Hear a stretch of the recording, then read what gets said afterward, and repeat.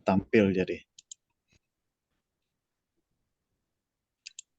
Sudah terlihat Pak Edi ya? Ya, sudah. Baik, topiknya agak sedikit berkaitan dengan sore hari ini tentang cooling tower structure, dan topik yang menarik nanti mungkin disampaikan Pak Dadang menggunakan kayu ulin untuk struktur cooling tower. Ada kejadian di Australia, yaitu struktur dari cooling tower ada 2 sel yang kolaps, yang rusak.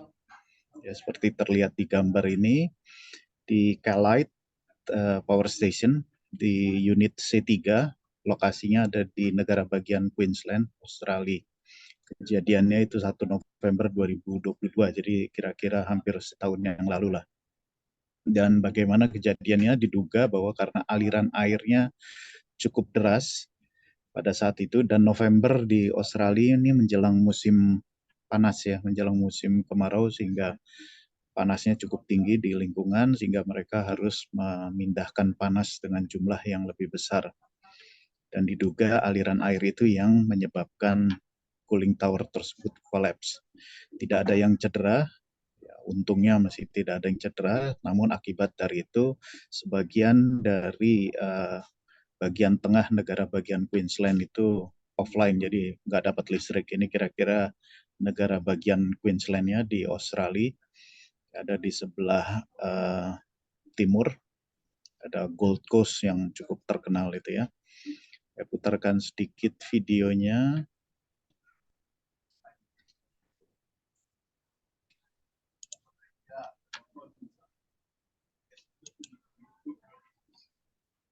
Insists there is sufficient power for Queensland despite the partial collapse of a cooling tower at the troubled Callide Power Station. No one was injured when it came crashing down on Monday, the second major malfunction in 18 months. Workers had just moved away from the cooling tower on Monday when, without warning, part of the structure failed and collapsed. If workers had been around the bottom there, you wouldn't know what would have happened. So they didn't do a head count. No one, luckily, no one has gone missing and everyone's been accounted for at the end of shift. Operator CS Energy says the damage and repair needs at the Central Queensland facility are still being assessed. Access to the cooling towers will remain restricted for everyone's safety, so we can complete the investigation and determine the repairs that are needed. The collapse has taken the plant's C3 unit offline for at least 3 weeks, although in a statement, the Energy Minister insists there will be sufficient energy for Queensland's needs. It's the second major incident at Callide in 18 months after the C4 generation unit caught fire and exploded last May, blacking out more than 400,000 customers across Queensland. The union is concerned the drive for renewables means corners are being cut. It's all about running the generators into the ground for the sake of their grand plan with their pumped hydro for the Queensland government, and we're very concerned that someone's going to get seriously injured or killed out there. CS Energy says a $7 million repair program was already due to start in December. That cost just blew out. Dante Chacon, 7 News. Baik, sebenarnya cooling tower itu didesain untuk maksimum full water loading, dan itu biasanya terjadi di musim kemarau. Jadi seharusnya hal ini tidak terjadi. Dan dugaannya bahwa sebenarnya kurangnya maintenance, kurangnya perawatan pada cooling tower tersebut. Biasanya hanya dilakukan pembersihan, dan itu pun juga sebenarnya tidak dilakukan oleh perusahaan-perusahaan karena biasanya mereka harus mematikan sistem yang ada yang cukup waktu lama, sehingga kadang-kadang perawatan tersebut memang tidak dilakukan. Dan disarankan ada rencana pemeliharaan setiap 6 bulan yang melibatkan pemeriksaan fan drive, kemudian hot water deck, tempat air panasnya, water nozzle untuk mencegah adanya kemacetan, buntuan, distribusi air panas, dan juga drift eliminator. Ini mungkin nanti yang akan juga dibahas oleh Pak Dadang. Kemudian fill pack, basinnya, dasarnya, kolom-kolom structure, Dan juga mungkin di struktur itu ada baut-baut yang berkarat dan juga mungkin penyangga-penyangga yang sudah rusak. Jadi harus melibatkan pemeriksaan keseluruhan. Jadi tidak cukup hanya dengan pembersihan saja, tapi juga ada hal-hal lain yang mesti dilakukan. Mungkin itu dari saya, Pak Edi. Terima kasih. Baik, terima kasih Pak Paul Wijaya atas penyampaian testimoninya. Kita lanjutkan dengan acara pokok kita yang akan disampaikan oleh Pak Dadang Hidayat. Waktu kami persilahkan Pak Dadang, terima kasih. Baik, terima kasih Pak Edi Leksono dan Pak Paul. Mohon izin Bapak Ibu sekalian yang hadir pada Zoom meeting terkait dengan knowledge sharing dan mungkin diskusi saja ya. Diskusi untuk topik yang akan saya bawakan pada sore hari ini. Mungkin nanti terkait dengan waktu ya, ini karena saya kan waktu Indonesia bagian tengah, jadi mohon maaf kalau seandainya pada saat berjalan nanti karena ada perbedaan waktu di sini bisa maghrib ya, waktu maghrib, ataupun nanti bisa lebih cepat atau lebih baik gitu ya. Baik, izin Bapak-Bapak semua, ini saya dari PT Kogindo Daya Bersama, unit PLTU Berau, ingin menyampaikan ataupun sharing dan diskusi terhadap Bapak Ibu sekalian. Ya mohon misalkan kalau misalkan ada kekeliruan bisa disampaikan atau bisa kita diskusikan lebih lanjut ya. Terkait memang untuk kayu ulin sendiri ini bisa dibilang memang khasnya dari Kalimantan ya. Kalimantan atau bisa dibilang juga kayu besi gitu ya. Baik, mungkin langsung saja terkait dengan presentasi saya untuk materi pada sore hari ini tanggal 3 Oktober ya, yaitu berjudul pemanfaatan kayu ulin sebagai fill support dan reuse drift eliminator pada struktur cooling tower fan PLTU Berau. Nah, mungkin di sini bisa dilihat oleh Bapak Ibu sekalian.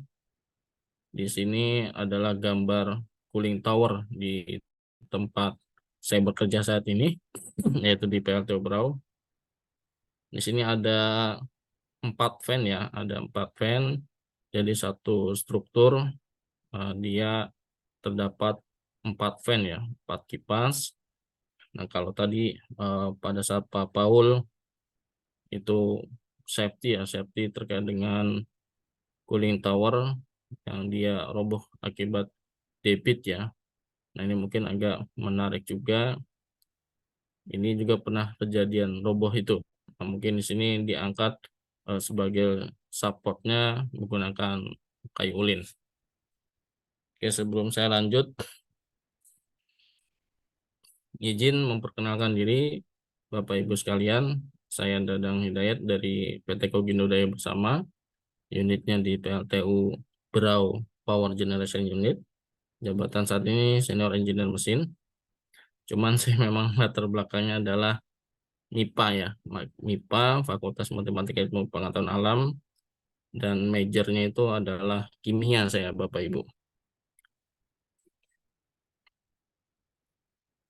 Oke, sebelum ke arah mendalam mengenai penggunaan ataupun pemanfaatan kayu ulin, di sini perlu diketahui juga oleh Bapak Ibu sekalian, di mana untuk pipeline ya ataupun di circulating water system PLTU Berau sendiri, ini memang untuk cooling water systemnya ini satu ya, atau bisa disebut juga close cooling.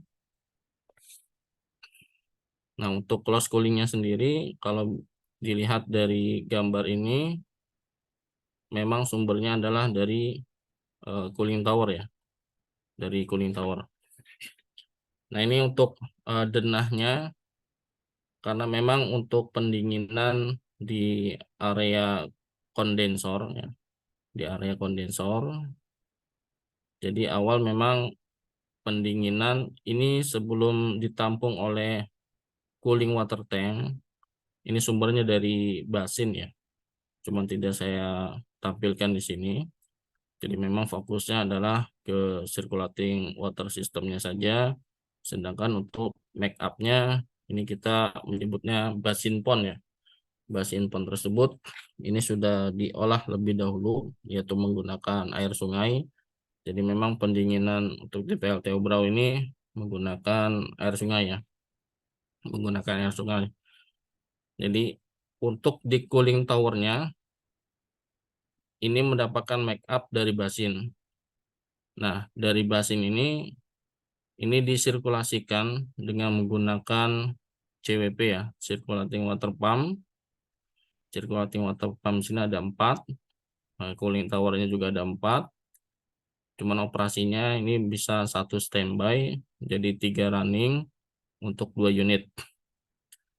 Nah, ketika sudah mensuplai, ini masih 1 header ya, 1 header yang akan menyuplai ke area kondensor. Selain di area kondensor, di sini juga ada secondary coolingnya.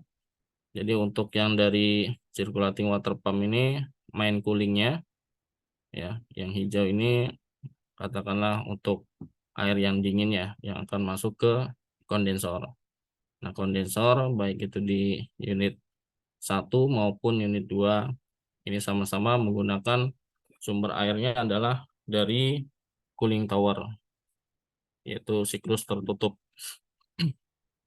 Nah, setelah digunakan di area kondensor maupun di loop oil system ataupun di air cooler buat generator ya, pendingin udara untuk di generatornya, itu akan dikembalikan lagi, masuk lagi ke dalam cooling tower. Jadi memang siklusnya siklus tertutup. Nah, di sini juga ada spray-spray. Kalau tadi disampaikan oleh Pak Paul Wijaya, bisa jadi debitnya sendiri akan mempengaruhi ketahanan penyangga dari drift eliminatornya itu. Nah, ada kemungkinan juga itu salah satu faktor juga ya, salah satu faktor di mana jadinya lebih berat ya, jadinya lebih berat sehingga daya topang dari strukturnya itu kurang kuat mengakibatkan roboh ya. Nah, ini sangat menarik tadi ya, sangat menarik. Jadi kejadiannya kurang lebih mirip, cuman terkait dengan tadi yang disampaikan oleh Pak Paul itu lebih ke arah debitnya, lebih di arah debitnya. Mungkin nanti kita lihat root cause-nya kalau untuk di kasusnya di PLTU Brau ini seperti apa gitu ya.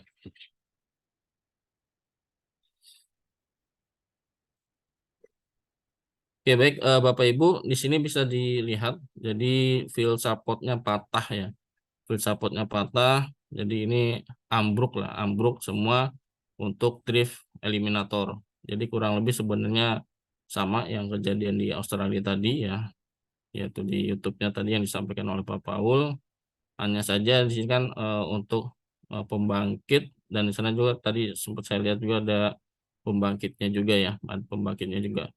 Namun di sini untuk di PLTU Brau ini karena termonitor oleh rekan-rekan operator yang sistem kerjanya 24 jam, sehingga terlihatlah ada mulai rubuh di satu sisi. Itu ada 4 ya, seperti tadi di gambar di awal itu ada 4. Kalau operator ini lebih familiarnya menyebutnya lamela ya, menyebutnya lamela, sehingga proses ataupun pembuatan service request-nya sendiri ini menggunakan nama lamela ya. Jadi untuk yang patah ini sebenarnya sudah ada temuan dari bulan April ya. Yang pertama adalah cooling tower struktur yang di sisi D ya, sisi D, kemudian roboh lagi di bulan Mei-nya adalah yang C. Nah, kalau dilihat dari service request yang terbit dan kita coba ambil, karena setelahnya pasti ada hubungannya dengan pendinginan di area kondensor. Nah, ini coba saya hitung terkait dengan efisiensi cooling tower fan-nya. Nah, karena data yang diambil adalah dari mulai periodenya Mei ya, periode Mei, kemudian sampai dengan September ataupun sebelum pelaksanaan perbaikannya. Ini bisa dilihat bahwa di periode Mei Juni ini masih cukup bagus lah, masih cukup bagus. Kemudian di bulan Juli mulai ada penurunan hingga akhirnya di bulan Agustus ini drop ya. Jadi untuk efisiensi dari cooling tower fan PLTU Berau, jadi terjadi penurunan yang drastis, otomatis akan berimbas ke pendinginan ataupun proses kondensasi hasil dari pemutaran turbin ya, yang akan dikondensasikan proses di kondensor itu tidak optimal. Efeknya adalah ke beban ataupun pembangkit listrik, menghasilkan daya listriknya sudah mulai berkurang. Ketika berkurang itu akan mempengaruhi nilai EAF dari suatu pembangkit.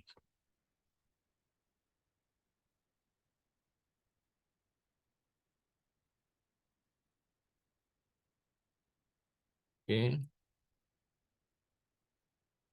Nah, kalau dilihat, jadi kejadiannya adalah di 2022 ya, 2022, di mana untuk kejadian di 2022 ini, kalau secara Pareto loss output ya, secara Pareto loss output ini bisa dilihat pada saat kita rekap ya, kita rekap secara kumulatif.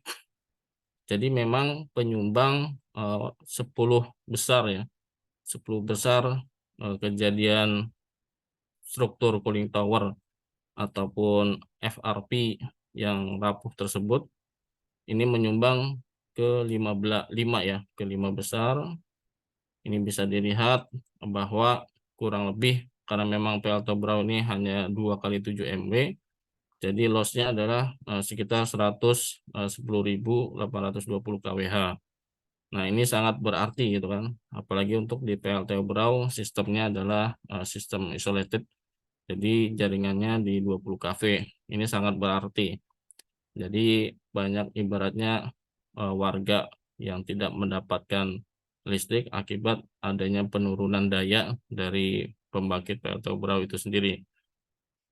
Nah, kita coba melihat dari kejadian-kejadian ini hingga akhirnya ada ibaratnya penggunaan ataupun nanti di metodologinya kita ada diskusi juga dengan stakeholder untuk mengatasi masalah rubuhnya struktur cooling tower. Sehingga nanti solusi dari penggunaan ataupun pemanfaatan cooling tower ini salah satunya akan menurunkan dari Pareto loss yang diakibatkan oleh struktur cooling tower yang roboh.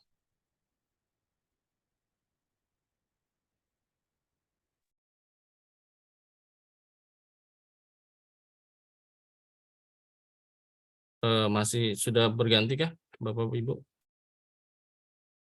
Oke.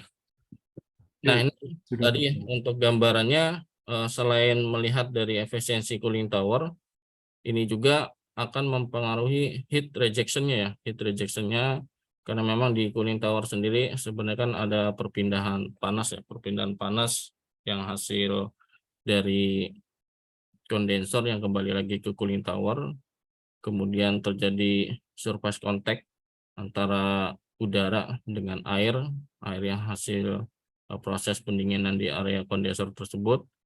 Nah, ini bisa dilihat bahwa proses heat rejection-nya juga mengalami penurunan.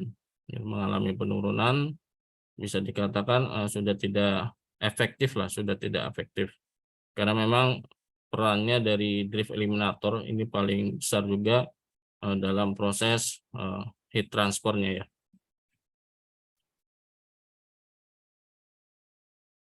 Nah, tadi saya sampaikan bahwa akan mempengaruhi suatu pembangkit dalam menghasilkan produksi listrik. Nah, bisa dilihat di sini kalau melihat tadi hasil dari evaluasi ataupun performa dari cooling tower ini memang akan mempengaruhi nilai EAF-nya.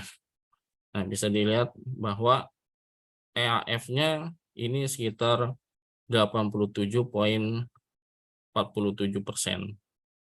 Nah, jadi kalau misalkan ditargetkan harapannya di atas 90, ini mengalami penurunan. Mungkin kalau secara kumulatif masih tercapai, namun ini per bulan ya, per bulan bisa dilihat bahwa terjadi penurunan dari EAF, yaitu 87,47.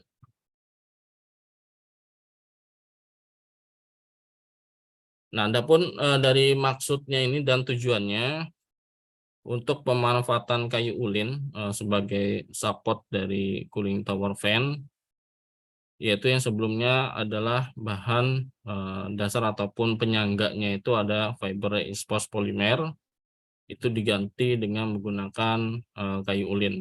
Gitu.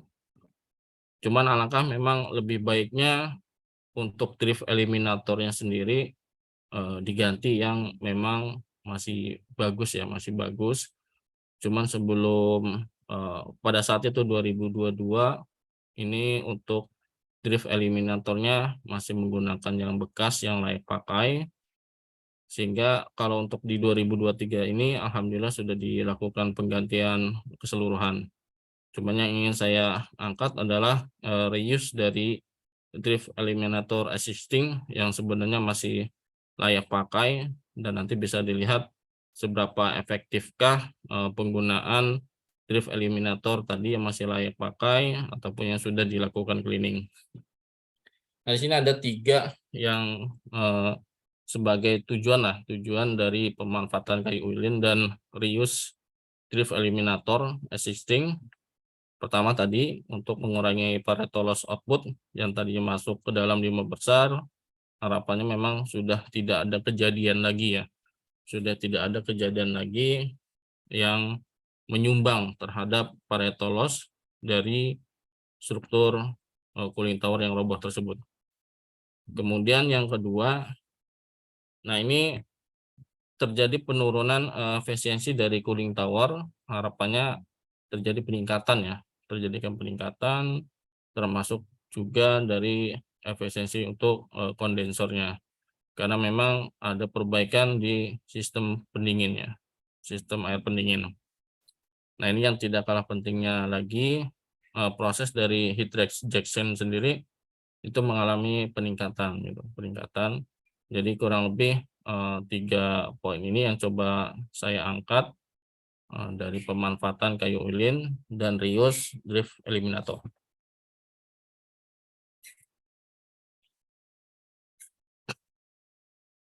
Nah, untuk metodologinya tentunya kita harus mengidentifikasi dulu. Jadi sebenarnya penyebabnya apa ya? Penyebabnya apa yang menyebabkan runtuhnya drift eliminator pada cooling tower di PLTU Berau. Nah, setelah itu kita melakukan diskusi dan pembahasan bersama dengan pemangku kepentingan. Dalam hal ini ada di PLN Group, kemudian di Indonesia Power Group, PLN Indonesia Power, dan tentunya kami sebagai operation dan maintenance PT Kogindo Daya Bersama juga turut serta dalam pembahasan untuk mengatasi masalah drift eliminator yang roboh tersebut. Kemudian observasi lapangan terkait penggunaan kayu ulin di area Kalimantan ataupun masyarakat sekitar yang kalau misalkan melewati jalur sungai itu memang banyak pemukiman atau rumah-rumah panggung ternyata menggunakan kayu ulin sebagai penyangganya atau sebagai rumah panggung ataupun rumah di bantaran sungainya. Kemudian ini terkait kebutuhannya berapa ataupun pengumpulan di mana dari material struktur yaitu penggunaan kayu ulinnya, ini kita harus tahu juga kebutuhan sebenarnya berapa. Ya, walaupun nanti adalah dikerjakan oleh mitra ya, jadi memang tidak dikerjakan sendiri oleh kami, memang ada dijasakan untuk proses pemasangan material kayu ulin ini kepada struktur cooling tower fan. Nah, setelah itu dilihat juga resiko-resikonya ya. Resiko-resikonya apakah memang akan mengatasi resiko itu dengan adanya substitusi yang dari fiber reinforced polymer dengan kayu ulin. Nah, kalau misalkan acceptable lah ya. Jadi untuk proses mitigasi resikonya masuk, maka ini dilanjutkan dengan harapan tadi menurunkan Pareto dan ujungnya adalah peningkatan EAF ya sebenarnya. Kemudian setelah dilakukan analisa resiko, nah, setidaknya cocok gitu kan, maka dilakukan implementasi. Setelah implementasi tentunya harus ada evaluasi ya, evaluasi dari pemasangan struktur kayu ulin tersebut pada penyangga sebagai penyangga drift eliminator.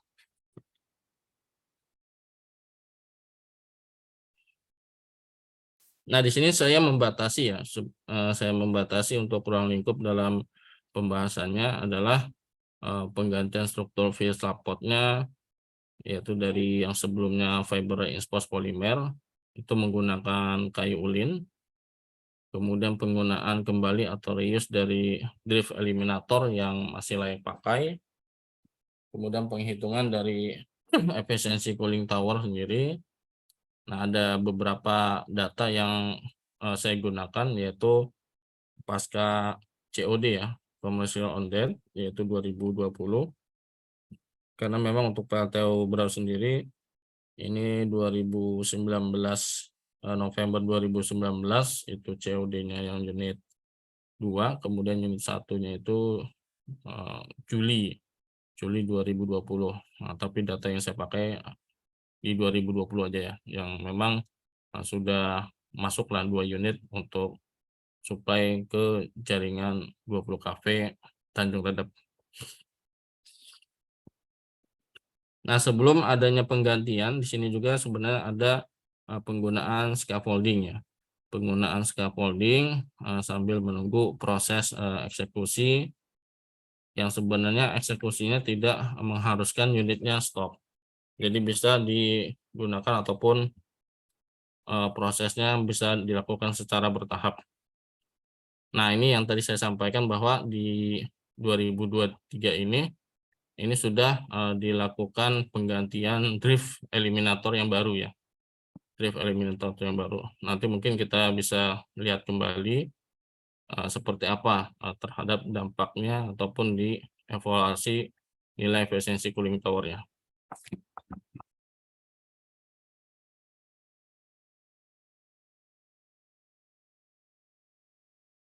Nah, ini ya kondisinya.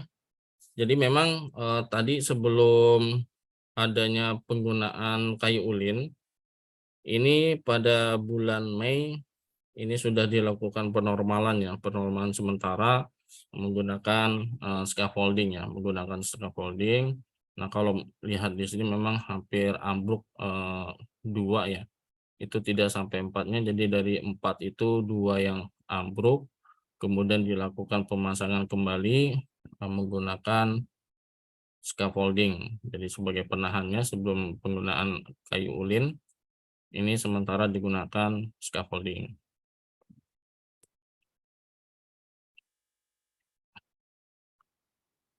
Nah, ini saya coba terkait dengan identifikasi masalahnya. Ya, memang pertama arahnya adalah ke efisiensi cooling tower yang menurun ya. Efisiensi cooling tower yang menurun.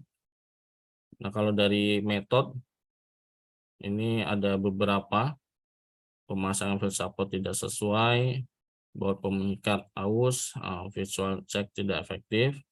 Ini saya coret ya, saya eliminasi. Karena kalau misalkan tidak sesuai, kalau melihat dari 2019, katakanlah 2019, ini mungkin 1 tahun, 2 tahun langsung ambruk gitu kan. Tapi ini masih sesuai, maka dilakukan eliminasi. Ataupun baut pengikatnya sudah aus juga mungkin tidak akan lama. Kalau ini kan 2022 kurang lebih 4 tahun ya, 4 tahun. Walaupun secara strukturnya ya sebelum 2017 gitu ya, sebelum 2017. Kemudian visual check-nya Ini karena 24 jam ya operator, dan setidaknya dalam satu shift pasti akan melewati cooling tower ya, cooling tower. Kemudian dari sisi lingkungan, nah ini dari sisi lingkungan sendiri bisa jadi memang adanya air ya, banyaknya air tadi, yang salah satunya kejadian yang tadi di Australia itu. Jadi terlalu banyak air yang mengalir, cuman biasanya operator ini akan melakukan throttle ya di sisi inlet cooling towernya. Kemudian field support-nya lumut, nah bisa jadi ini lumut juga akan mempengaruhi, seperti tadi banyak lumut, kemudian adanya paparan ekstrim ya, paparan ekstrim.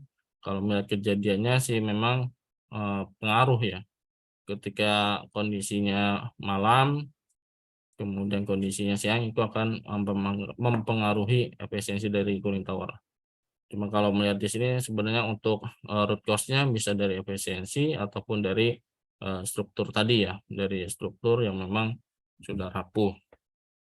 Nah ini dari sisi main-nya sendiri, ini tidak ada locksheet ataupun tidak terpantau ketika memang ada kejadian di area cooling tower. Ini tidak, karena memang dilakukan patrol check. Kemudian ada locksheet untuk pemantauan cooling tower, baik itu visual ataupun dari ampere ya di panelnya di area cooling towernya itu sendiri. Nah yang paling memungkinkan adalah dari segi material dan mesinnya ini ya. Nah kalau misalkan dari sisi material sendiri, nah ini ada kemungkinan yang FRP-nya rapuh ataupun nanti ukurannya yang sebenarnya tipis lah, ataupun misalkan tidak layak kalau mau FRP-nya agak tebal gitu ya. Kemudian materialnya ini, nah, kemudian untuk drift eliminatornya saya rasa sudah sesuai karena memang sebelumnya tidak ada isu. Nah kemudian untuk dari mesin ketika roboh, jadi gearbox-nya rusak sehingga proses ataupun heat transfernya akan mempengaruhi. Ini juga sebenarnya bisa, cuman kita eliminasi yang memang memungkinkan dampak terbesar dari penyebab efisiensi cooling tower menurun, kurang lebih adalah di material FRP-nya ini yang rapuh sehingga roboh. Jadi memang untuk fiber reinforce-nya sendiri ada kemungkinan sudah rapuh karena memang terkena air, kemudian bisa jadi lumut-lumut yang nempel di fiber reinforce juga akan membuat lapuk ya, sehingga ketahanan dari FRP-nya kurang, kemudian beban dari drift eliminator akibat tumpukan dari pengotor tersebut membuat berat hingga terjadilah ambruk untuk struktur cooling towernya ataupun penyangganya yang sudah rapuh dan roboh. Nah solusinya apa? Nah ini seperti di metodologi bahwa dilihat untuk masyarakat sekitar yang pondasi rumahnya atau di bantaran sungai, jadi memang jalurnya jalur sungai bisa menuju ke PLTU Brau. Ini banyak masyarakat yang menggunakan kayu ulin sebagai pondasi rumah. Dan bisa dibayangkan bahwa kayu ini terendam selama bertahun-tahun ya. Selama bertahun-tahun, dan bahkan kita melakukan wawancara itu kepada salah satu penduduk di area sekitar bantaran sungai itu, beliau sudah tinggal di sini 18 tahun. Nah, sedangkan orang tuanya juga sudah tinggal lebih dulu gitu kan, sudah tinggal lebih dulu. Jadi kalau bisa dibilang mungkin sekitar 25-30 bahkan lebih gitu ya. Bahkan pernah saya baca juga diklaim bisa berumur di 100 tahun ketahanannya atau dari segi awet dan kuatnya itu ya. Oke, selain itu saya coba cari juga, ternyata memang kayu ulin ini digunakan di dermaga Karimun Jawa, dan ini juga pernah dibuat ya ataupun dibuat jurnal nih, dibuat jurnal dari perbandingan ataupun pengaruh ya. Bahkan ini menggunakan atau ulinnya sendiri air laut gitu kan, di air laut gitu. Nah, kalau misalkan melihat di sini berarti ada ketahanan ataupun bisa dibuat lah ataupun bisa digunakan gitu yang terhadap kondisi air laut, kemudian penggunaan masyarakat itu air sungai sama-sama terendam dan itu bisa dibilang lebih awet lah, lebih awet gitu.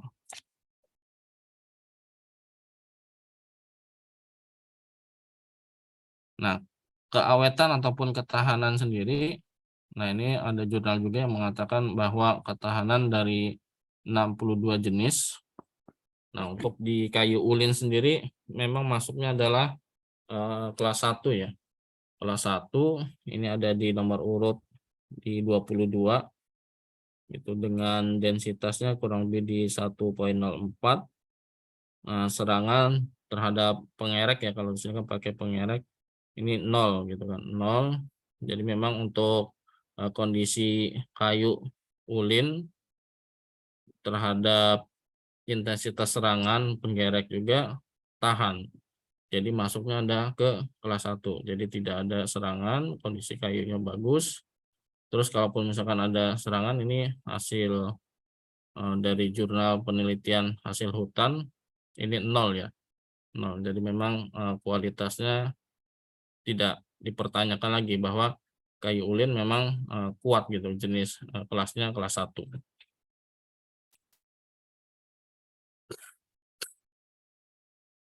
Nah, kemudian ini juga dilakukan uji ketahanan juga kayu ulin meranti sebagai pembuatan perahu ya, pembuatan perahu.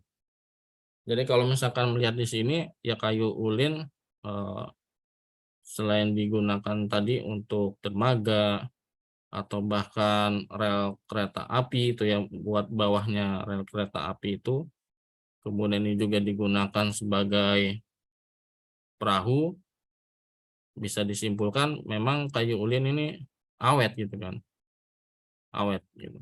Nah, bahkan di sini antara bengkirai, meranti ini sangat tahan.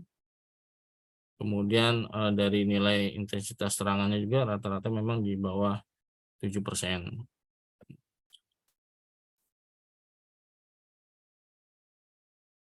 Nah, untuk strukturnya sendiri, ini menggunakan ataupun proses pemasangannya ya, ini memang empat areal ataupun 4 struktur cooling tower A, B, C, D.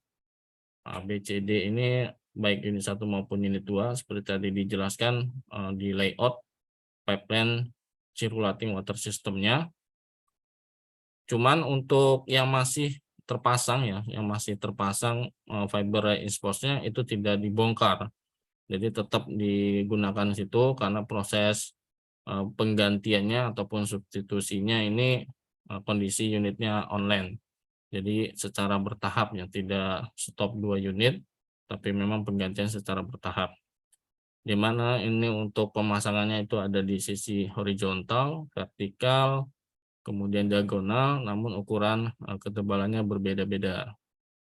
Nah, di mana 10 kali 10 ini sebagai balok vertikal, sedangkan yang 5 kali 10 kali 400 itu digunakan di sisi diagonal dan horizontal. Nah, ini adalah proses pengerjaannya. Jadi memang ini pakai dibor ya, dibor tidak menggunakan paku. Nah, ini bisa dilihat ini yang masih bagus untuk fiber reinforcement-nya ini masih terpasang, kemudian ini yang merah kayu ulin ini. Nah, tapi kalau misalkan sudah digunakan ini enggak kelihatan merah lagi, tapi jadi kurang lebih seperti hitam lah, seperti gambar yang tadi hasil penelitian itu ya. Ini sudah jadinya jadi pemasangan kayu ulin sebagai pengganti dari fiber reinforcement. Nah, terus bagaimana dengan drift eliminator? Nah, drift eliminatornya sendiri ini yang sudah jatuh ya, yang sudah roboh, yang sudah lapuk. itu dilakukan cleaning. Nah, cleaning manual oleh rekan-rekan cleaning, di mana tentunya dipilah dulu. Kalau yang sudah lapuk ini tidak digunakan, tapi yang masih layak pakai, ini dilakukan pembersihan dan dipasang kembali ya. Dipasang kembali. Nanti yang ini 2022, nah 2023 itu sudah dilakukan pemasangan drift eliminator yang baru. Kemudian dihitunglah nilai dari efisiensi menara pendingin ataupun cooling tower tersebut.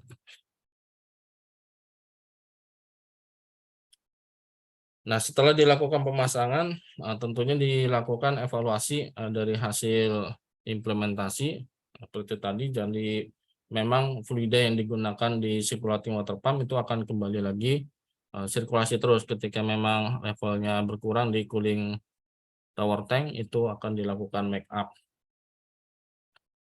Nah, ini untuk perhitungan efisiensinya sendiri, ini karena memang tidak ada wet bulb yang untuk perhitungan di efisiensi dari cooling tower ataupun menara pendingin ini, kita menggunakan dari manual book. Jadi memang belum ada sensor yang secara real untuk suhu wet bulbnya ataupun nanti pada saat di perhitungannya, sehingga digunakan yang dari manual booknya sekitar 27 derajat Celcius.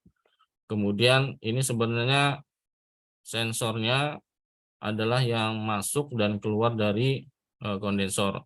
Jadi untuk di cooling tower sendiri memang belum ada ya, belum ada. Makanya disaran kalau memang lebih aktual lagi dilakukan pemasangan sensor temperatur. Jadi untuk perhitungan ini menggunakan yang masuk ke kondensor dan yang keluar, kurang lebih mirip lah ya, karena memang dari close coolingnya sendiri bisa dilihat bahwa yang masuk anggaplah yang sudah mendapatkan proses pendinginan, dan yang kembali lagi ke cooling tower yang habis digunakan untuk proses pendinginan di kondensor. Nah, ini perhitungannya jadi menggunakan range dan approach ya, range dan approach. Nah, tentunya ini memperhitungkan dari suhu yang masuk ya, suhu masuk sama suhu keluar. Kemudian suhu keluar sama temperatur wet bulb tadi ya, atau suhu ambiennya. Kemudian dilakukan perhitungan berapa nilai efisiensi ataupun efektivitas dari menara pendingin tersebut. Nah, setelah dilakukan, ini bisa dilihat, ini ada beberapa perbandingan ya, perbandingan karena memang ruang lingkupnya pertama untuk menggunakan FRP ya. FRP, nah yang kuning ya, yang kuning ini FRP dan drift eliminator yang baru. Ini berarti kurang lebih setelah COD ya, setelah COD itu 2020. Nah, 2020 ini yang kuning. Kemudian ini yang hijau sudah dilakukan penggantian kayu ulin dan drift eliminator bekas. Nah, ini yang tadi sebelum proses penggantian kayu ulin, ini yang merah, itu penggunaan scaffolding dan drift eliminator masih yang bekas tadi. Jadi kalau misalkan dilihat urutannya berarti kuning dulu, yaitu 2020, kemudian merah, yang ini proses roboh, kemudian dilakukan penahan atau penyangga sementara drift eliminator menggunakan scaffolding. Kemudian yang hijau ini penggunaan support dari kayu ulin, tapi drift eliminatornya masih bekas atau reuse dari drift eliminator. Nah, ini yang biru, ini adalah fill supportnya sudah kayu ulin dan drift eliminatornya sudah yang baru. Nah, kalau lihat dari sini perbandingannya, sebenarnya antara kayu ulin dan penggunaan drift eliminator yang bekas, ini kurang lebih mirip-mirip ya, walaupun secara garis besar atau secara keseluruhannya ini penggunaan kayu ulin dan drift eliminator yang baru pastinya menghasilkan nilai efisiensi yang bagus. Tapi setidaknya pemanfaatan kayu ulin sebagai fill support dan reuse existing drift eliminator ini lebih baik lah, lebih baik dibandingkan pada saat masih penggunaan FRP dan drift eliminator yang baru. Kalau yang untuk scaffolding sama drift eliminator bekas ini memang sangat rendah sekali. Jadi memang korelasinya antara penggunaan field support kayu ulin kemudian dengan drift eliminator yang bekas atau reuse dengan yang baru kurang lebih mendekati lah ya, mendekati ya kisaran 70 sampai 90 nih. Nah, ini kalau terhadap heat rejection-nya, nah ini perbandingan, ini saya ngambil data di 24 jam aja ya. 24 jam, ini untuk heat rejection-nya sendiri 2020, 2021, 22 sama 2023. Nah, bisa dilihat memang 2022 yang kejadian cooling tower roboh ini sangat kecil sekali ya untuk heat rejection-nya. Kemudian untuk yang 2020 yang biru ini kurang lebih sama-sama mendekati ya, sama-sama mendekati. Jadi untuk yang 2020, 2021 sama 2023 kurang lebih heat rejection-nya masih bagus. Nah, jadi kalau memang dilihat secara penurunannya memang 2022 ini akibat patahnya ataupun support tadi yang penggunaan scaffolding, heat rejection-nya lebih rendah. Kemudian kita lihat di kondensornya. Di kondensornya, nah ini untuk yang sebelum inovasi ya. Sebelum inovasi ini maksudnya penggunaan ataupun pemanfaatan kayu ulin. Ini yang merah. Kemudian yang hijau ini sudah menggunakan kayu ulin sama reuse drift eliminator tadi. Jadi memang terjadi peningkatan efisiensi dari kondensornya sendiri. Nah, ini cukup signifikan ya. Ini paling rendah di 11 sampai 40. Nah, namun setelah penggunaan reuse ataupun kondisinya pemanfaatan kayu ulin dengan drift eliminator assisting, ini cukup ada peningkatan. Nah, ini yang paling kelihatan sekali adalah di kondensor unit 2. Ya, kondensor unit 2 ini kecil sekali. Nah, ini juga memang masih PR juga sih sebenarnya dari kami terkait dengan kondisi kondensor. Apakah kondensornya sendiri sebenarnya bermasalah, tapi memang kalau melihat dari perhitungan ini kondensor unit 1 lebih baik dibandingkan kondensor unit 2. Tapi kalau dari evaluasi implementasi penggunaan kayu ulin, ini memang terlihat bahwa yang sebelum menggunakan kayu ulin ya, sebelum menggunakan kayu ulin dan reuse tadi drift eliminator, ini hanya kisaran 9 sampai 14%. Tapi yang setelah inovasi ini ataupun setelah penggunaan pemanfaatan kayu ulin ini meningkat bahkan sampai 39%-an. Nah, tadi ini EAF ya, EAF. Jadi kalau seandainya itu dibiarkan ataupun hanya menggunakan scaffolding saja ataupun terkait sama FRP sendiri, materai FRP, ini bisa jadi EAF-nya masih kisaran 80. Tapi tentunya sebenarnya EAF sendiri ini tidak hanya dilihat dari struktur cooling tower yang roboh tersebut, tapi bisa dari faktor yang lain. Cuma pada saat kejadian yang 2022 bulan Agustus memang kebanyakan adalah di sisi cooling tower yang roboh. Setelah adanya eksekusi, tentunya ini yang sementara ya, karena eksekusi yang semua penggantian total adalah di 2023, setidaknya terjadi peningkatan EAF menjadi kurang lebih di 93%.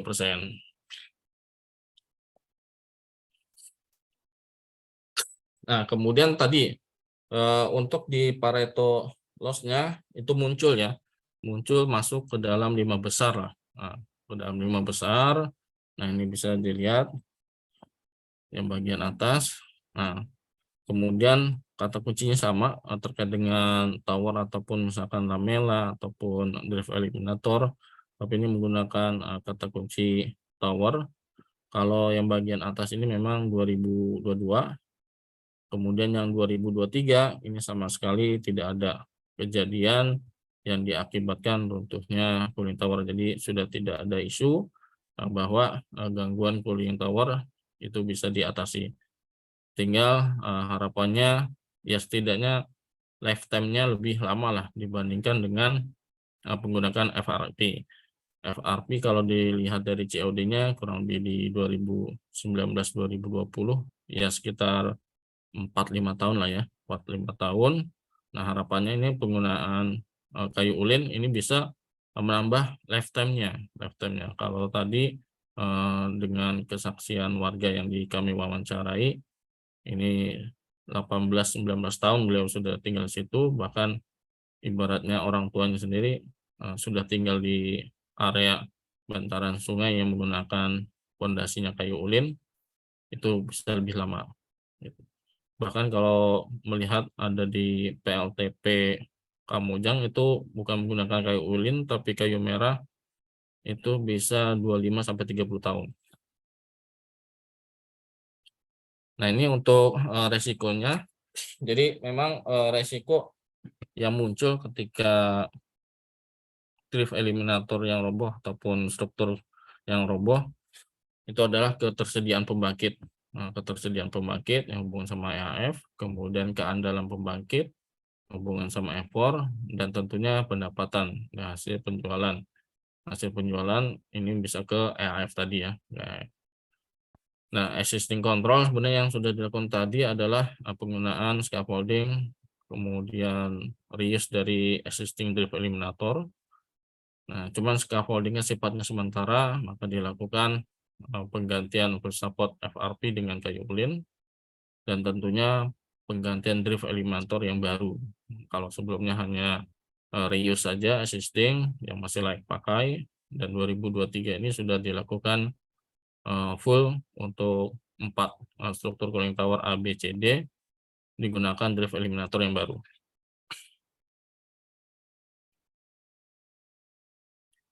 Nah, ini untuk manfaat non finansialnya.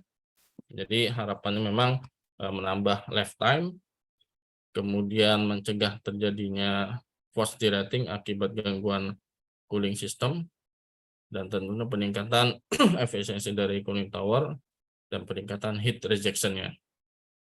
Nah, ini yang tidak kalah pentingnya, Pareto loss yang terkait dengan gangguan cooling tower ini sudah teratasi dan tidak muncul lagi di 2023 ini.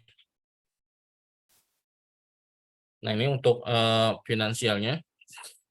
Nah, kalau seandainya dilakukan penggantian drift eliminator ini kurang lebih 1,6 M ya. Jadi kalau misalkan masih menggunakan reuse, kalau melihat hasil tadi sebenarnya masih bisa lah. Masih bisa, cuma nanti ke depannya gitu. Ke depannya perlu dilakukan penggantian drift eliminator. Walaupun secara nilai ini bisa masih sama lah, masih sama untuk efisiensinya sendiri, sehingga sebenarnya bisa saving kurang lebih 1,6 M ya. Kemudian penggunaan dari pendinginan di motor fan-nya sendiri, ini juga yang tadinya 4 bisa digunakan hanya 3 gitu kan, hanya 3, sehingga kalau dihitung-hitung saving kalau misalkan penggunaan continue dengan menggunakan 3 fan, ini bisa saving juga kurang lebih di 1,6 M. Cuma memang secara aktualnya kadang-kadang memang masih digunakan 4, 3, tapi kalau misalkan continue 3 ini kurang lebih bisa menghemat ataupun mereduksi penggunaan listrik untuk fan, ini kurang lebih di 1,6 M. Nah, ini yang tidak kalah pentingnya adanya peningkatan dari EAF yang tadinya 87 menjadi 93. Ini bisa menjadikan proses ataupun dari selisih pembayaran PJPTL ya. Ini kurang lebih di 307 juta. Ini hanya setahun ya. Maaf, hanya sebulan saja. Jadi selisih yang tadi antara Agustus dengan September. Jadi kalau seandainya itu tidak diatasi, ya pasti akan turun atau bisa dibilang rugi gitu ya. Tapi ketika dilakukan pemanfaatan ataupun masalah cooling tower itu diatasi, Nah, ini setidaknya akan meningkatkan proses ataupun pembayaran listrik ini per bulannya 307, jadi meningkatkan ya. Nah, jadi kalau secara hitung-hitungan tadi dari saving penggunaan drift eliminator yang baru, hanya menggunakan reuse ataupun drift eliminator yang layak pakai, kemudian dengan penggunaan energi listrik yang fan tadi, sama selisih dari EAF tadi, kalau dihitung ataupun kita estimasikan selama 1 tahun, jadi hanya mengurangi dari biaya penggunaan kayu ulin sebagai fuel support-nya, jadi akan saving kurang lebih di 6,8 M. Oke, kesimpulannya memang implementasi dari drift eliminator sama fuel support kayu ulin tentunya di efisiensi menara pendingin atau cooling tower-nya meningkat, kemudian Pareto loss output juga tidak muncul lagi. Terus untuk kondensor juga mengalami peningkatan efisiensinya, EAF juga meningkat. Kemudian untuk rata-rata ataupun dari penggunaan kayu ulin yang hanya reuse lah, katakan reuse tadi, kurang lebih akan men-saving 6,8 M. Oke, ini mungkin slide yang terakhir. Jadi sarannya ini memang harus dilakukan pemasangan sensor kalau pengen kondisi aktual ya, kondisi aktual dalam memperoleh ataupun perhitungan dari masing-masing efektivitas ataupun efisiensi struktur cooling tower. Kemudian wet bulb-nya jadi bisa digunakan temperatur ambien yang memang bukan dari manual book lagi, dan tentunya ini harus dilakukan chemical cleaning untuk membersihkan lumut dan sedimen pada cooling water system. Nah, ini fokusnya ke cooling tower tank, tapi sebelumnya memang ada proses di water treatment itu sendiri. Oke, mungkin cukup itu dari saya, Pak Edi. Saya kembalikan kepada Pak Edi. Terima kasih. Baik, ya, terima kasih Pak Dadang. Kita lanjutkan dengan tanya jawab ya. Mudah-mudahan bisa selesai lebih cepat nih, karena tadi Pak Dadang ini sholat maghrib lebih dulu sana. Baik, yang pertama ini dari Pak ini Ramadhani. Pak Ramadhani, klausul amal ya. Bagaimana tingkat kekuatan kayu ulin dalam kondisi cooling tower yang dingin, Pak? Apakah tahan terhadap perubahan temperatur yang cukup signifikan di cooling tower? Oke, langsung jawab satu-satu aja, Ya. Pak ya. Ya. Baik, ya kalau melihat ibaratnya kalau secara penelitian ini belum ya, karena memang kami kan posisinya pemasangan. Memang nextnya ini kalau bisa diuji juga ya, diuji bagaimana setelah 5 tahun ataupun bahkan 20 tahun. Tapi kalau secara ketahanan, nah bisa dilihat kondisi tadi berdasarkan dari jurnal. Jadi saya saat ini jawabnya dari jurnal, bukan hasil dari penelitian terhadap ketahanan kayu ulin yang ada di PLTU Berau. Itu cukup tahan. Ya, kenapa saya katakan cukup tahan? Karena memang dari kondisi di air sungai sendiri ataupun air laut, ini kan kondisi ekstrimnya itu pasti dingin bagian bawahnya ya. Kemudian bisa jadi atasnya hangat tapi dalamnya dingin, ataupun misalkan kondisinya yang sangat ekstrimnya antara air laut dengan air sungai, itu kan lebih ekstrimnya air laut. Jadi kalau untuk di PLTU Berau ini masih menggunakan air sungai. Jadi ketahanannya masih bagus. Tapi saya nggak bicara nilai ininya berapa ya, karena memang itu harus ada pengujian, Bu ya. Harus ada pengujian, cuman setidaknya saya bisa berbicara ketahanan ini dari hasil jurnal penelitian hasil hutan itu sendiri, itu memang dikatakan masuk kelas awetnya kelas 1 tadi ya, kelas awet. Itu mungkin itu Pak Edi. Ya, baik. Berikutnya dari Pak Muhammad Fatoni. Adakah alternatif selain dari kayu ulin yang mempunyai kemampuan yang sama dan kos yang sama? Oh baik. Jadi kalau kalau tadi kan ada bengkirai sama meranti ya. Bengkirai sama meranti itu sama-sama dilakukan penelitian juga. Cuma karena memang ketersediaannya gitu kan, kalau di Kalimantan ini cukup datang ke panglong lah istilahnya ya. Saya nyebutnya istilahnya panglong, ya bisa diperoleh. Tapi jangan harap kalau misalkan ibaratnya dipesan dari Jawa ke ini pasti ongkosnya lebih mahal ya.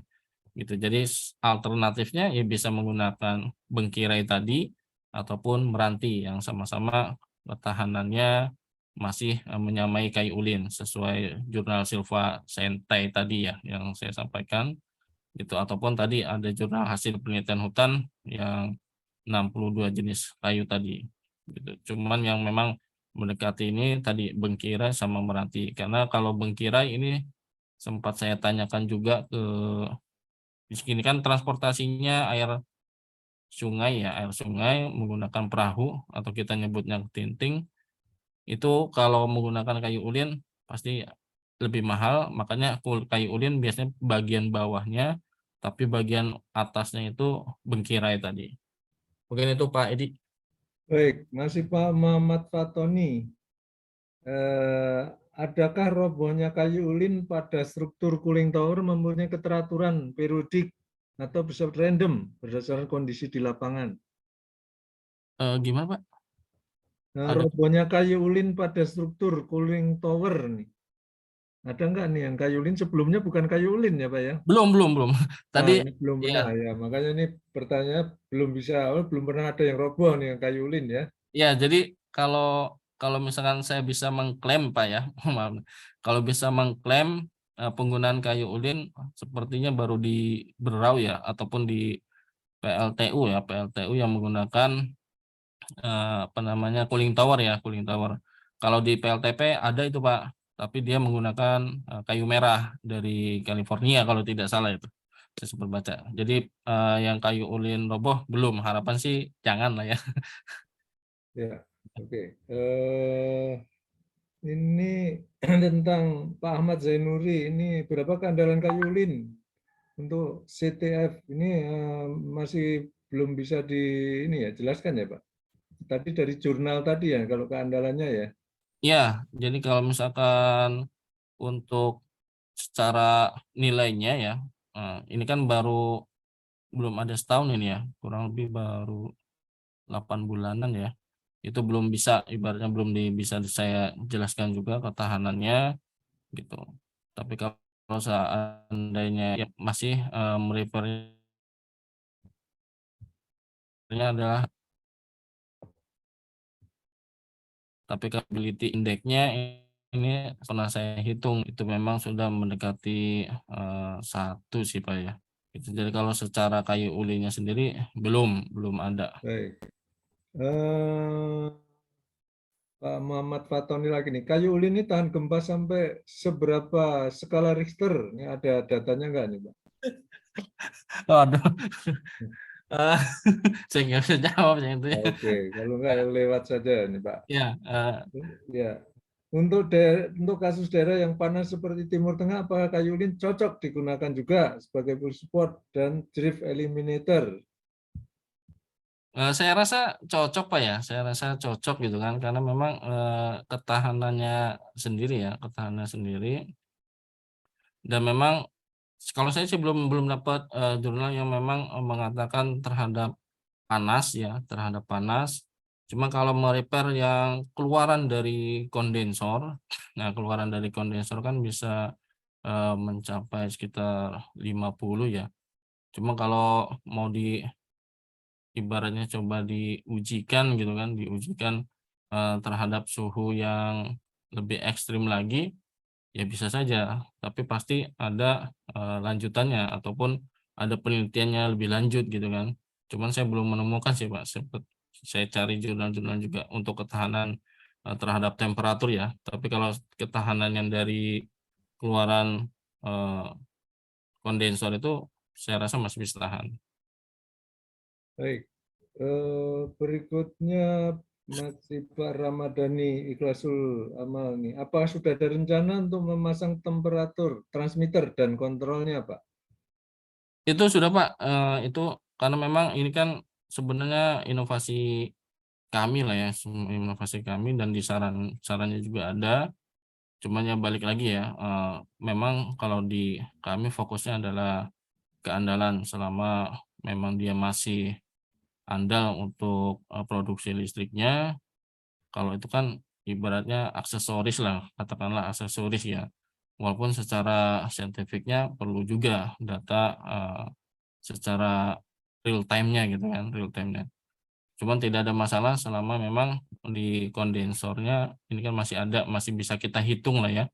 Kecuali memang untuk masing-masing cooling tower mau dihitung berapa sih efektivitas dari cooling tower A, B, C, D, itu mau nggak mau memang harus dipasang. Cuman yang ini kalau saran dan ini sudah kita ajukan ya Pak. Tinggal nanti prioritasnya prioritas berapa gitu biasanya sih seperti itu. Baik, berikutnya dari Pak AJN nih. Lamela yang roboh jatuh ke bawah apa tidak hancur dan harus diganti baru? Apa ada cadangan dan kalau pesan bisa cepat? Nah, itu yang tadi menariknya Pak ya, untuk lamela yang sudah jatuh otomatis yang lapuk itu akan hancur. Nah, yang hancurnya itu terhisap di CWP dan mungkin akan tersaring di debris filter ataupun screen filter yang sebelum inlet kondensor. Nah, ini teman-teman operator juga akan menemukan itu ketika mereka melakukan cleaning di sisi pendingin secondary cooling di oil cooler sama pendingin generator ya atau air cooler itu menemukan serpihan-serpihan dari drift eliminator itu. Nah, cuman kalau yang dia masih bagus dan tidak lapuk itu bisa dilakukan tadi cleaning dan sudah terbukti sebenarnya. Tinggal memang ketahanan ataupun lifetime-nya tadi. Nah, makanya sambil menunggu datangnya drift eliminator tadi itu bulan Maret lah, lumayan lah ya, lumayan kurang lebih di 6 bulan ya. November Desember ya 6 bulanan ini setelah datang baru dilakukan penggantian drift eliminator yang baru. Jadi pesannya tidak langsung datang sih Pak. Baik, berikutnya dari Pak Zul Hizar. Kayu ulin memang kuat dan tangguh untuk dimanfaatkan pada kebutuhan konstruksi, namun kayu ini jenis kelemahan tersendiri, langka dan mahal. Betul. Pertanyaannya, seberapa banyak ketersediaan kayu ulin saat ini di Indonesia dan apakah ada kajian ekonomis pemakaian kayu ulin untuk cooling tower ini? Terima kasih. Ya betul Pak. Jadi memang salah satu kelemahan ataupun kekurangannya kayu ulin ini kan sifatnya endemik ya. Sifatnya endemik. Jadi kalau misalkan Bapak Ibu mau pesan kayu ulin, ini setidaknya harus ada sertifikatnya. Tapi kalau misalkan yang di Kalimantan ini, ya mungkin karena bisa didapat dengan mudah gitu ya. Dapat dengan mudah dan tentunya tidak dalam jumlah banyak juga gitu kan, tidak dalam jumlah banyak, ini masih bisa. Tapi kalau sudah ibaratnya butuh yang lebih banyak, ini sempat saya tanyakan juga ke penjualnya, bahkan harga kirimnya itu bisa melebihi harganya yang ini ya, yang kayu ulin. Katakanlah misalkan 1 kubiknya 8 juta gitu kan, 8 juta nggak mungkin kita beli 1 kubik gitu kan. Ternyata dia butuh ibaratnya izin segala macamnya itu bisa 13 gitu kan. Dan kalau misalkan di total pengirimannya jadi lebih mahal jatuhnya Pak gitu. Memang salah satu kekurangannya. Tapi kalau seandainya kalau di Fakultas Kehutanan ada silvikultur ya, ataupun budidaya itu mungkin bisa dilakukan supaya bisa dibudidaya lah istilahnya gitu ya, barangkali bisa. Karena keterlangkaannya itu memang jadinya mahal ketika keluar dari area Kalimantan. Itu sih Pak. Baik, berikutnya dari Pak Ferry. Adakah studi banding dengan PLTU lain yang tidak menggunakan kayu ulin? PLTU yang paling efisien menggunakan apa? Dan kalau tidak memakai kayu ulin, bahan logam apa yang juga efisien? Nah, kalau yang pernah saya tanyakan ke rekan-rekan pembangkit khususnya yang PLTU, itu memang mereka ada menggunakan besi, Pak. Ada menggunakan besi, cuma kan kalau besi sendiri memang kuat, tapi rentan korosif ya, rentan korosif gitu, rentan korosif. Terus kalau misalkan yang di PLTP itu, yang Kamojang yang pernah saya baca, itu memang menggunakan tadi kayu merah. Cuman untuk kayu merah ini ternyata itu direndam terlebih dahulu dengan menggunakan kuprum itu, Pak. Nah, kalau yang di ini kayu ulin ini yang digunakan di PLTU Berau ini tidak ada treatment khusus. Jadi memang ketika sudah dapat kayunya, cuman itu tadi tidak menggunakan paku ya, tapi semacam dibor gitu, Pak. Mungkin itu, Pak. Kalau untuk di Baik, PLTU yang lainnya pakai besi itu, tahu saya. ya, baik. Dari Pak Fatoni, pengaruh lumut terhadap performance kayu ulin seperti apa, Pak? Ya, kalau untuk lumut ini memang ketika usianya yang lama ya, usianya lama, dia memang ibaratnya tidak langsung membuat bagian dalamnya itu lapuk ya, lapuk. Ini juga sempat saya tanyakan juga ke warga sekitar yang memang usianya sudah 20 tahun ke atas ya, usia ini masuk pondasi rumahnya mereka. Nah itu dia semacam lama-lama terkikis ya, lama-lama terkikis, tapi dia masih kuat gitu kan, masih kuat. Makanya untuk di internet ataupun yang pernah saya baca bisa dibilang 100 tahun klaimnya ya, 100 tahun klaimnya. Cuma belum ada jurnal ataupun saya belum menemukan jurnal itu, yang pernah saya baca itu ketahanannya masih sekitar 30 tahunan gitu. Itu sih, Pak. Baik. Berikutnya ya masih Pak Muhammad Fatoni, estimasi stok cadangan kayu ulin di PLTU Berau seperti apa gambarannya? Jadi kalau untuk stoknya ya kita pakai yang ada aja. Jadi karena dapatnya cukup mudah ya di Kalimantan ini, ketika butuh ya kita tinggal beli ke Panglong. Jadi nggak sampai stok yang banyak gitu kan, nggak sampai stok yang banyak. Jadi pada saat penggantian ya secukupnya aja. Kalau memang kurang ya tinggal beli lagi. Cuman memang ada kita bangun juga ibaratnya semacam bar screen ya, rencana itu bar screen. Cuma kita nggak nyetok banyak karena memang ketersediaannya ataupun tinggal pesen lah gitu kan, karena dekat aja gitu ya, tidak butuh ongkir yang mahal juga, nggak nyetok banyak-banyak, Pak. Baik, berikutnya nih Pak Ramadhani Ikhlasul Amal.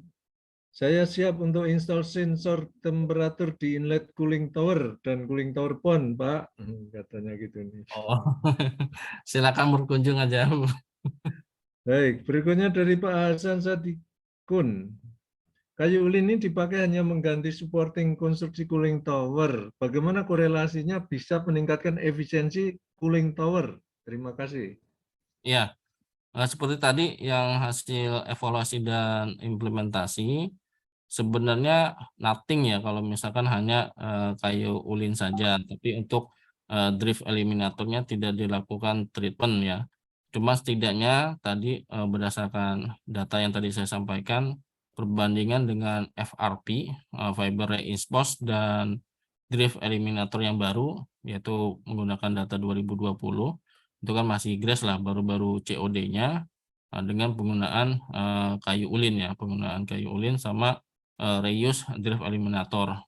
Nah itu secara nilai sendiri itu lebih tinggi, atau bisa dibilang fiber reinforced terhadap kayu ulin, korelasinya ya kayu ulin kalau secara penyerapan gitu kan, atau penyerapan panasnya bisa jadi tidak terlalu tinggi juga gitu ya, gitu. Sedangkan untuk sama fiber reinforced bisa jadi dia materialnya juga. Jadi kalau misalkan korelasinya ini memang sudah saya bandingkan antara data yang 2020 yaitu FRP sama drift eliminator yang baru, kemudian sama kayu ulin reuse existing drift eliminator yang layak pakai gitu. Jadi korelasinya ini memang ada peningkatan lah, seperti data yang tadi saya sampaikan hasil evaluasi implementasinya itu. Baik, ini pertanyaan langsung ke saya dari Pak Pandu Santoso. Apakah penggantian struktur drift eliminator ini melalui fase engineering sampai konstruksi, dilanjutkan dengan commissioning, termasuk risk analysis. Mohon maaf Pak, tadi terputus gimana? Oh ya, apakah penggantian struktur drive eliminator ini melalui fase engineering, construction, commissioning, termasuk risk analysis? Oh enggak, jadi kalau misalkan untuk yang penggantian ini kita hanya diskusi dengan stakeholder aja ya, dalam hal ini PLN ya, PLN kemudian sama asset manager yaitu waktu itu PLN UPD Tarakan sama PLN Indonesia Power sama kami OM-nya PT Kogindo. Jadi kemudian untuk proses eksekusinya ya, eksekusinya kita menggunakan mitra lokal ya, mitra lokal. Jadi memang tidak ada EPC secara khusus lah, EPC secara khusus karena memang dibutuhkan cepat ya, gitu. Sementara yaitu menggunakan scaffolding tadi, gitu kan.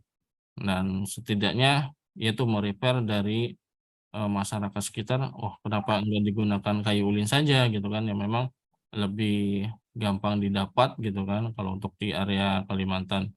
Jadi memang enggak ada engineering procurement ataupun konsultan secara spesifik, enggak ada sih Pak. Baik, pertanyaan yang dari chatbox sudah tidak ada lagi. Mungkin satu pertanyaan seandainya ada, kami persilahkan langsung dengan mic. Seandainya mau ada pertanyaan.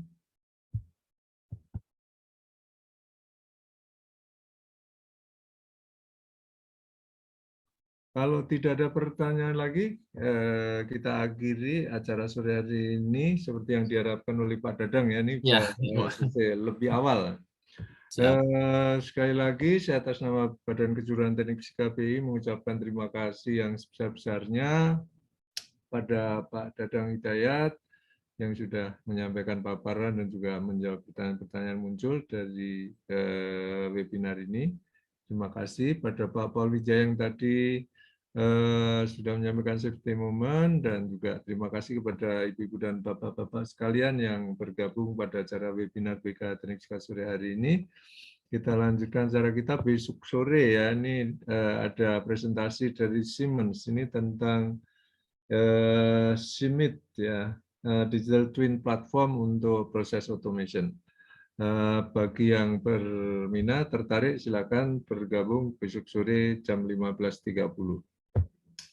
Mohon maaf kalau ada yang kurang berkenan. Salam sehat-sehat selalu dimanapun berada. Terima kasih. Wassalamualaikum warahmatullahi wabarakatuh. Selamat sore. baik, terima kasih Bapak-bapak semua. Selamat sore Pak. Assalamualaikum. Waalaikumsalam. Terima kasih.